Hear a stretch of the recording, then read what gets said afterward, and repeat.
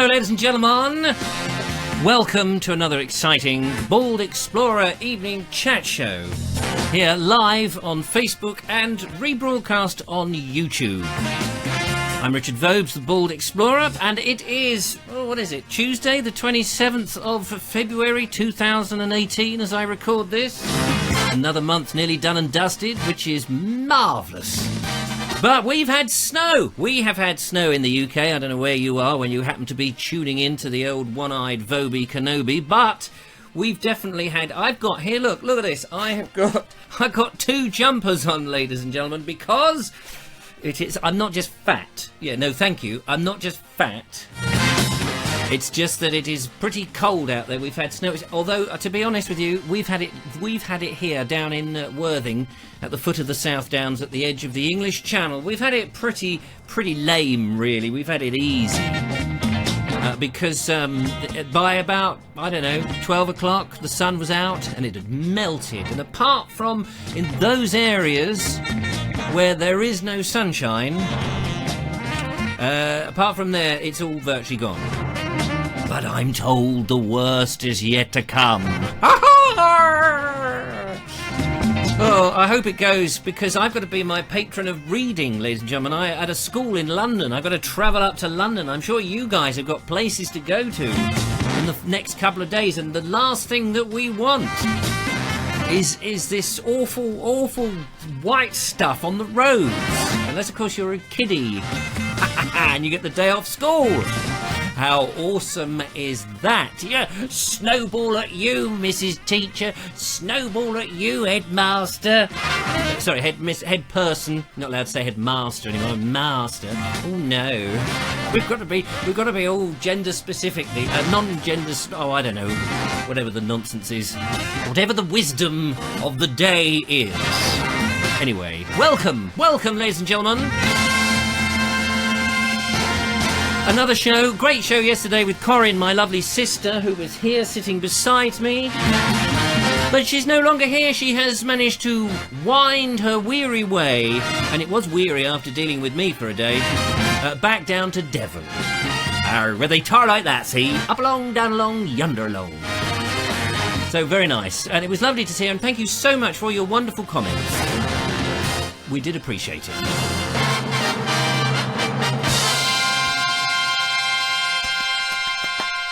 Thank you to the band. Thank you. Yeah, they're a good band. They're a rubber band, actually. They've got a stretch album coming out next week. Now, ladies and gentlemen, let's see if there's anybody actually out there to say hello to. It's always good to see if there's anybody around when I come alive. Yes, we've got all the usual suspects. Here they are. We've got Neil Gardner. We've got Dan Evans. We've got Chrissy Watkins. We've got Malcolm Berry. We've got Neil Haig. We've got Linda Bridger. And we've got Ed Keeley. Nice to see you, Ed. Nigel Sadler and Carol Homewood and Kevin Hall and all. Oh, it's so nice to see you. Thank you so much for coming every evening to support the show. And of course, then there's you, the ones I haven't mentioned because I've switched the screen and I can't see who it is. And I'm indebted to Brendan Potts, who is here. He says, oi, Savaloy. Oi, Savaloy. Hey, steady on, mate, steady on. Now, I have to say, Brendan Potts has changed the show this evening. He is one of my perhaps younger listeners, unless his Facebook profile page is just showing him as a younger man, but he seems to be a young, intrepid. Not intepid. What I was talking about? What am I saying? What am I trying to say?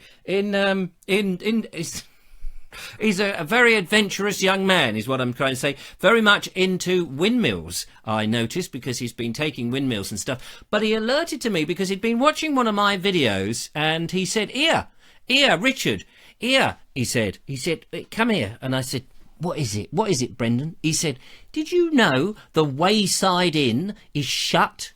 I said, what do you mean shut? You're not old enough to go drinking, are you? He said, no, not like that.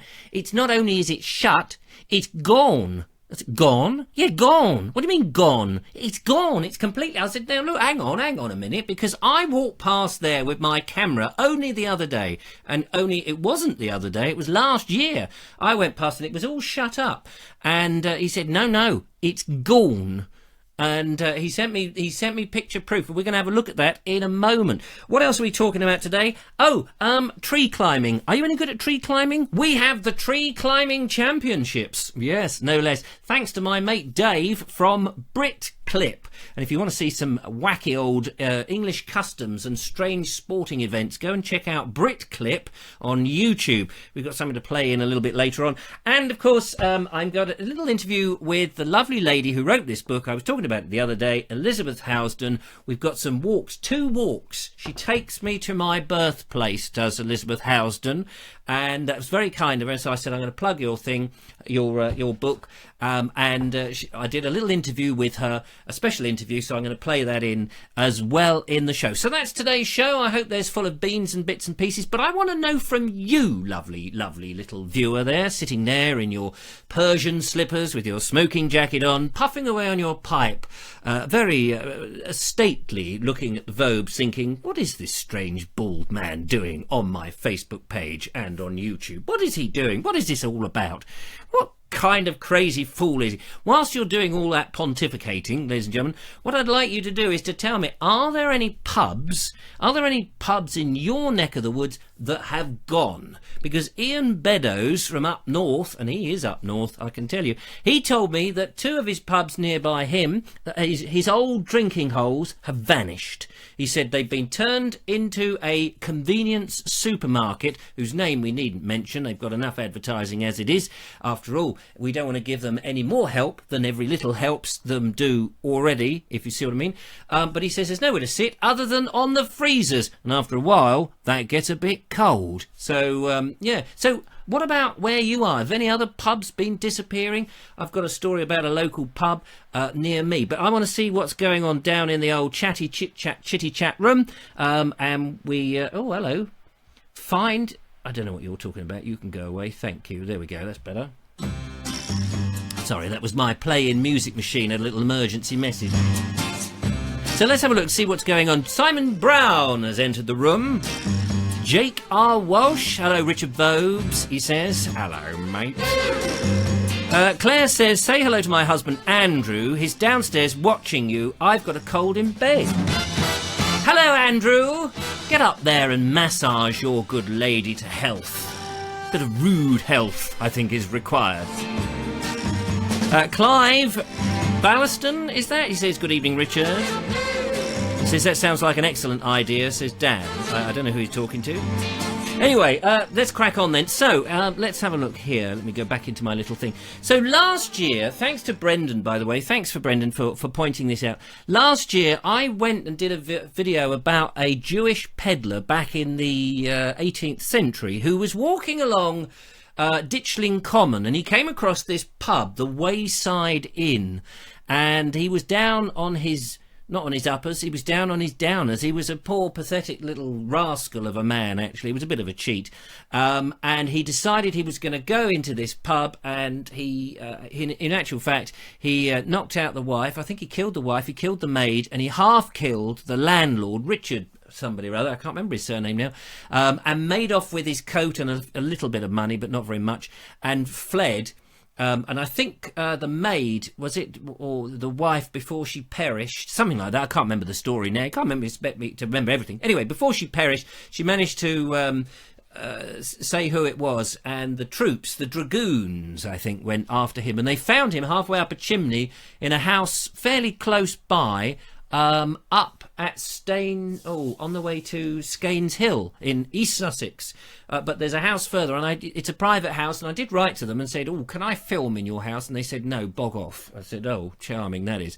But anyway, there we go. So here's a little clip, just to remind you, here's a little clip, and it shows if this plays. I was having trouble with the clip playing earlier, but if it plays, here's a little clip of me approaching what was then the pub, because it was still there, and I've been in this pub with my mate Paul Stoneman. We did a podcast some years ago, and in there was actually the Jacob's Post, it was called, the gibbet that Jacob Harris, this Jewish peddler, was at one point hung on the gibbet after he'd been hanged, I think in Horsham. I think he'd been hanged in Horsham on Jailers Green, I believe, and then his body was hanged in chains and tarred up on the gibbet outside, very close to this pub, and the pub was still there. And so when I made my film last year, it was still there but closed. You couldn't go in. Anyway, have a little look and see what you make of. Do I need to do it now? No, I don't. Do this. Well, I found what's left of the Wayside Inn, or the Royal Oak as its last incarnation was, and it looks pretty abandoned and closed down. Let's go and have a look at it. Clearly, I can't get in it. There was a time when I visited and I could see a little bit of Jacob's Post was actually being displayed on the bar, just hanging above the bar, and people used to come, and apparently if you touched it, it was supposed to give you good luck. Well, unfortunately the Royal Oak, or the Wayside Inn, is no longer a viable pub.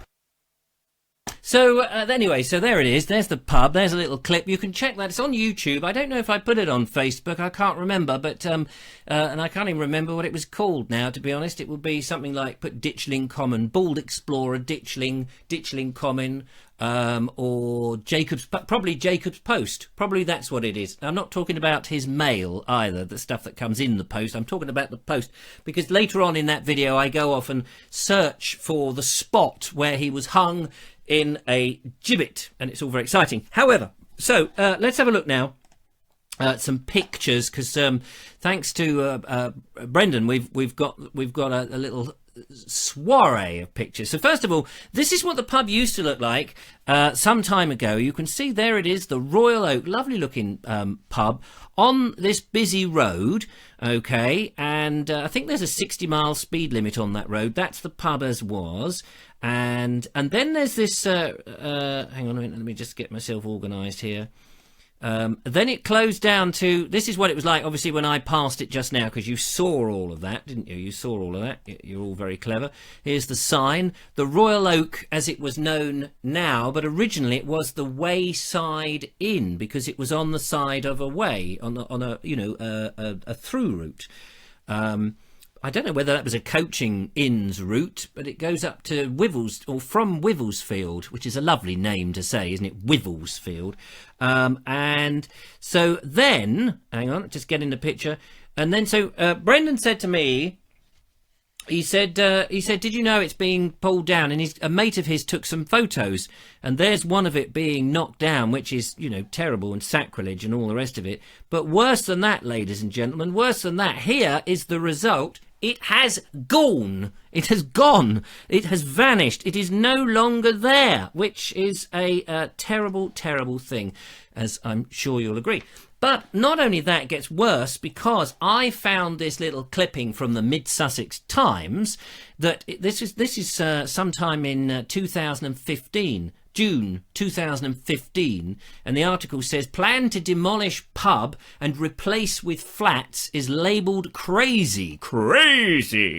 Residents are describing a plan to turn a historic pub into flats as dangerous and crazy. A planning application has gone to Lewes District Council to demolish the Royal Oak Public House in Ditchling Road on Ditchling Common and create 12 new dwellings. Notice they call them dwellings, because there'll be tiny little rabbit hutches. They won't be homes. They won't be nice places to live. They'll just be tiny little things.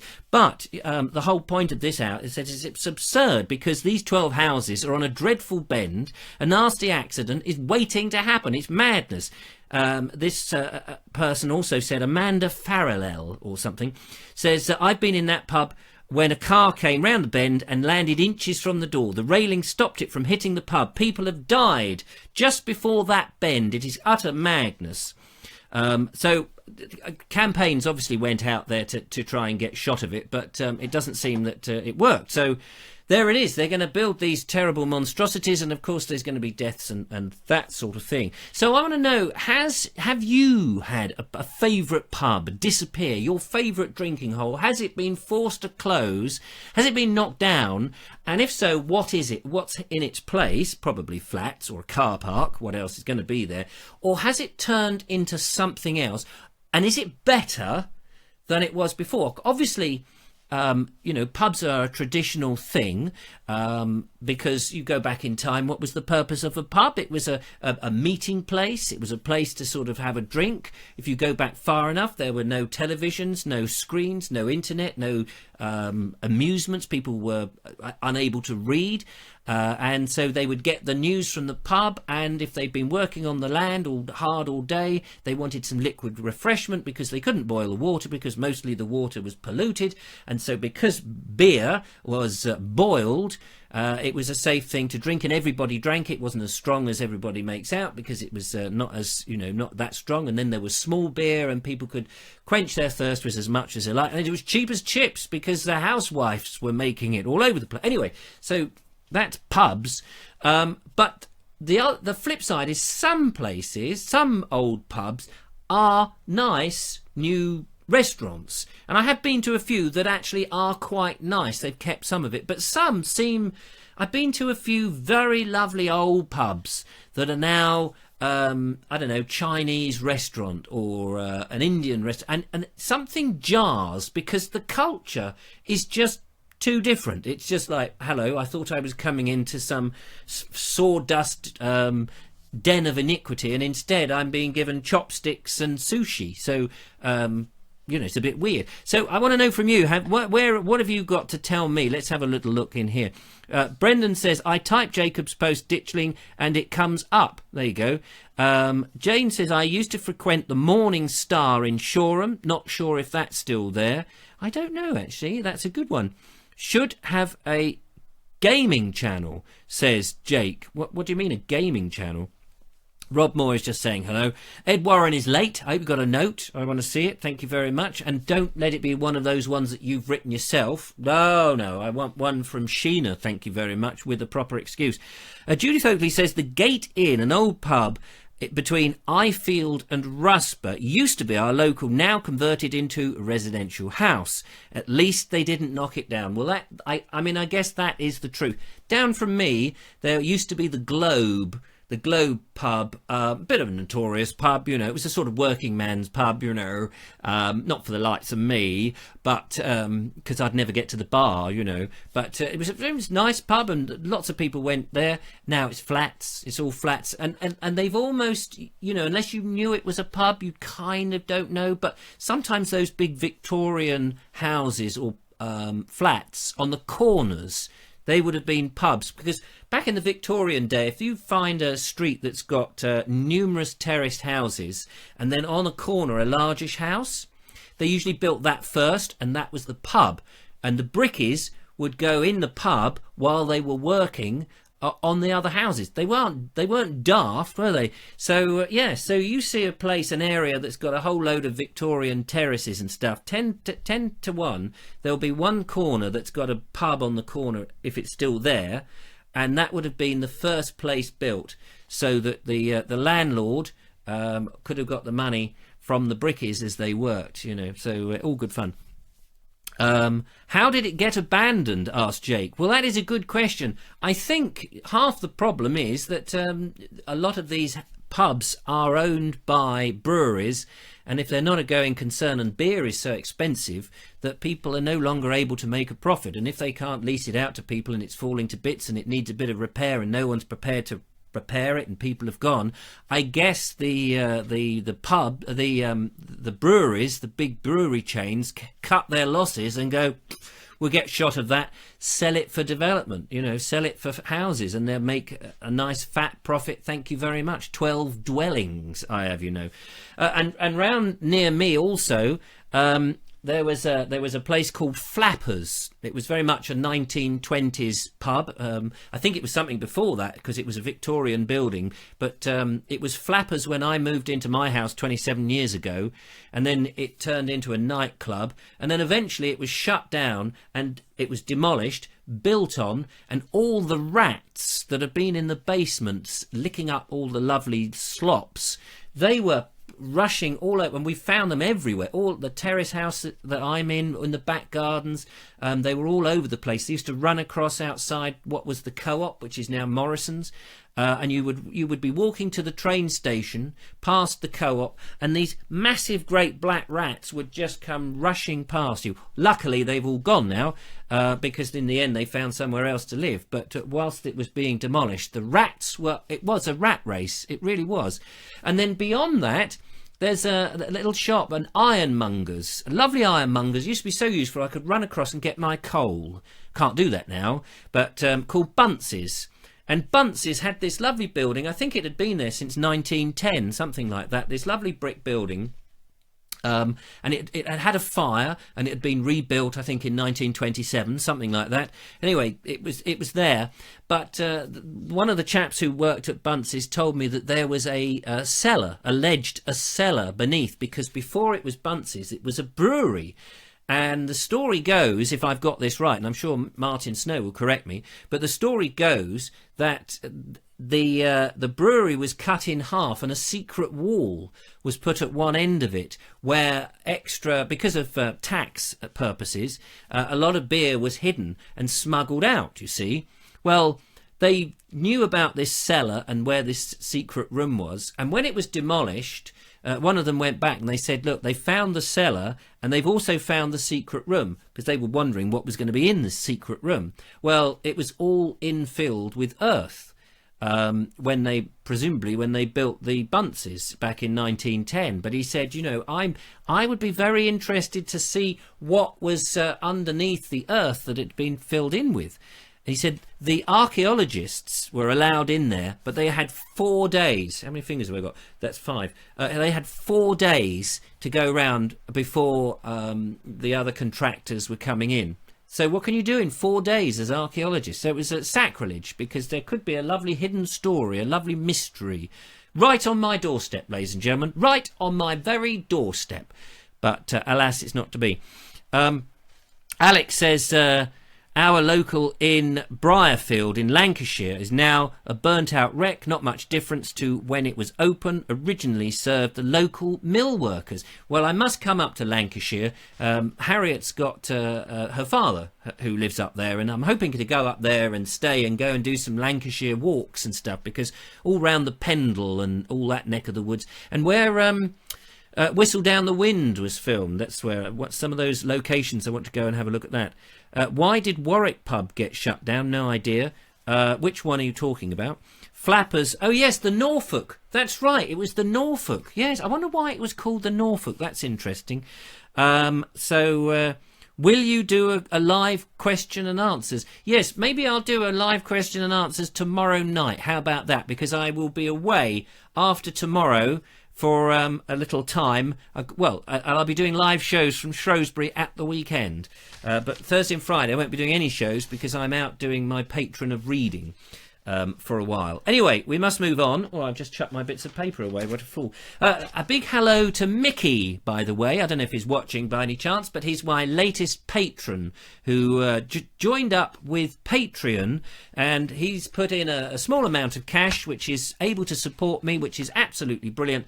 And he is one of those lovely people who is a patron of the Vobes. And it's so nice to have patrons of the Vobes. Hello, my computer's just my other computer. It's all right. There's just a slight emergency here. It's just conked out. What's the matter with you? Come on. Oh well, that plays all of me. It's just died. It's just died. See, so I need some patrons, because obviously I need to buy some equipment, because all of this stuff is so antiquated. I need a little bit of support, because at the moment, as you'll appreciate, I'm working all day that God sends. And then I'm working in the evenings doing the shows. So a little contribution, even if it's a cup of coffee once a month, just to keep the shows coming out to you, would be absolutely fantastic. You can find out how to do that at the baldexplorer.com and look for the support icon. It's not you need support for the website. It's support for the Vobie One-Eyed Kenobi. Oh, that has really, really died. That has really, really died. It's only a little... can I show you? What a shame that is. Hang on a minute. It's a little netbook, and Was it not charged? Maybe it wasn't plugged in. Maybe the battery's just died. Oh well, can't do anything about it. Can't play any music now. Can't play any music, which is a right pain. Right pain in the old bottom. Anyway, no, never mind all that nonsense. Tree climbing. Let's go to some tree climbing. Yeah, why not? That would be fun. There's sport. This is an interesting sport, and my mate Dave at Brickclip goes around filming all these weird and wonderful things. And he said to me, Richard, if you want, some interesting stuff to sort of get people interested, then shove in some of my stuff. And hoping to see him actually tomorrow, which would be great. So let's have a look at some tree climbing. And whilst that's going on, I'll see if I can fix my machine.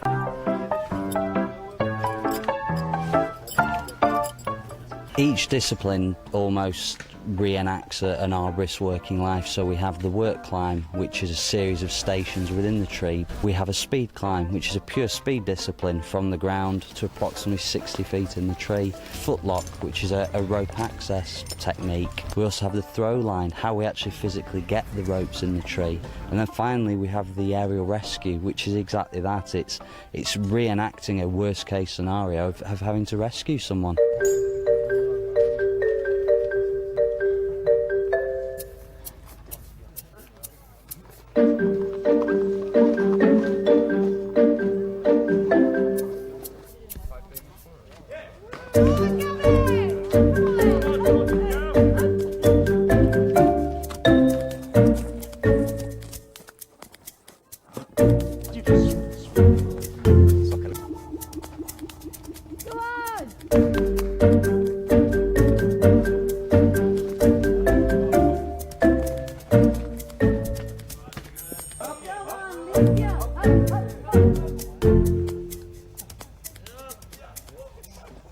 Everybody involved in these competitions is a professional arborist, and that the top aim we have is not to damage trees, not to damage the trees. It's what we're doing in a work environment as well.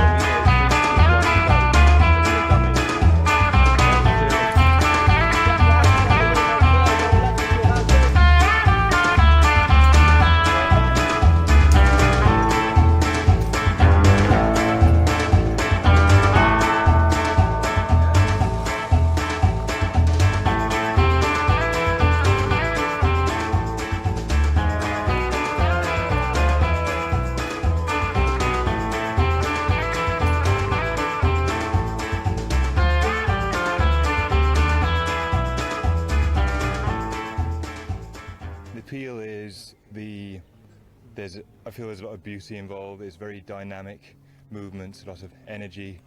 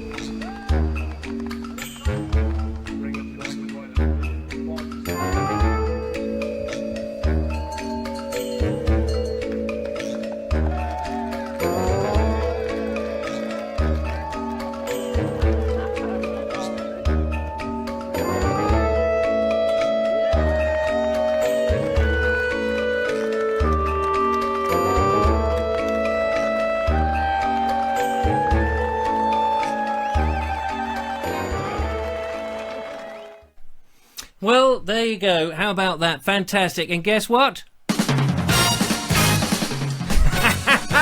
Yes.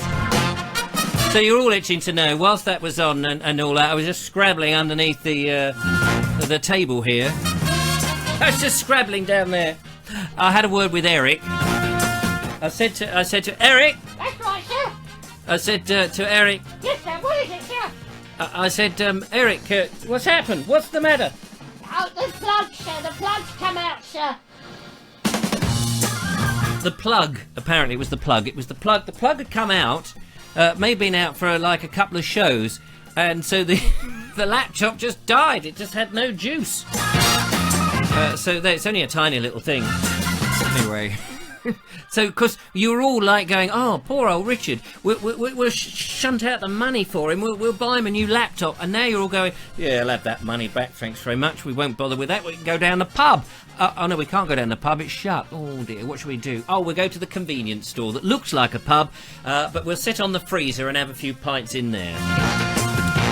Oh well, never mind. Can but hope.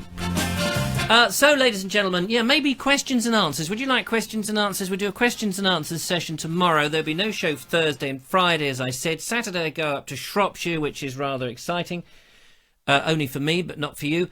And then we'll hoping to get some more walks. It depends on the weather, you know. The weather is a little bit crazy at the moment.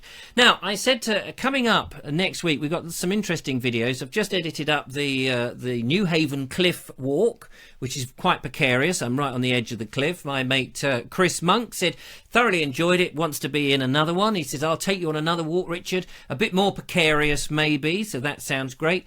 We've got the lovely Julia, who's taking me all around the Kingley Vale old yew trees, which is brilliant.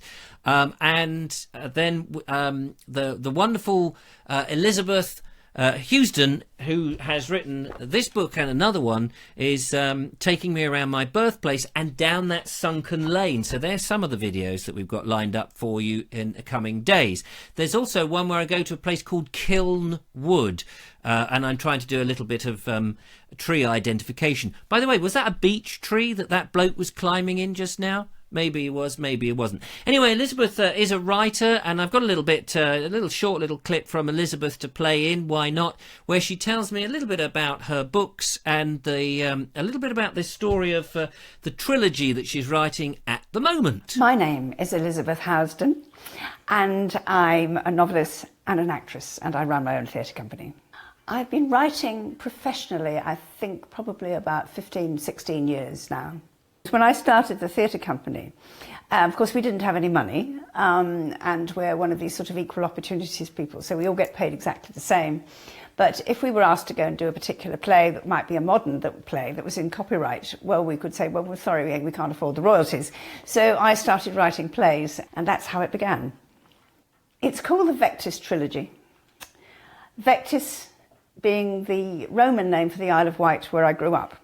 And still have a very strong connection with. I don't live on the island anymore, but I still have a strong connection with it. It has been and always will be home, as far as I'm concerned.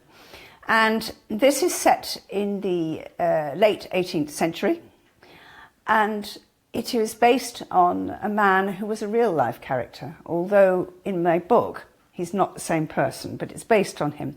And basically he was a man who was a smuggler, the real life guy, and he started, I suppose you'd call it a workers' cooperative long before John Lewis ever thought about it, and he engaged the whole of the community in his smuggling activities, and they all benefited financially from it, and that is how he kept them as a tight unit, and that's how they were never ever given away to the authorities. The authorities knew it was going on, but they could not crack the ring ever, and but they all made a lot of money out of it.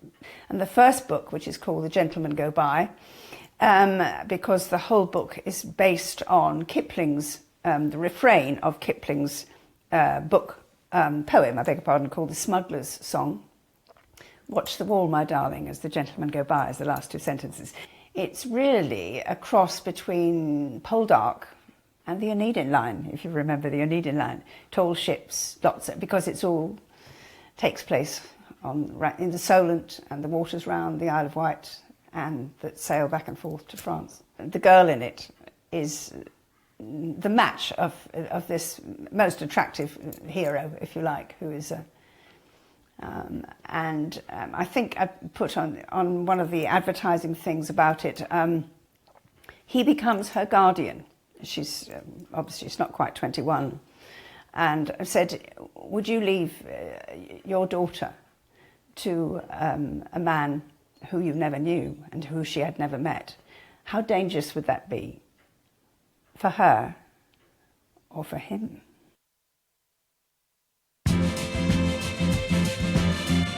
Well, there we are, and I'll bung some links up on how to buy the book. If you're interested, could be a nice gift for somebody if you don't want it yourself. So, ladies and gentlemen, let's have a quick look before we go then in the chat room and see what's going on. James Clark says, I can just about climb out of bed. So, obviously a tree, going up the trees is not for you. Have you climbed trees, asks Jake. No, I haven't. Well, I have climbed trees. Of course, I have climbed trees when I was a kiddie.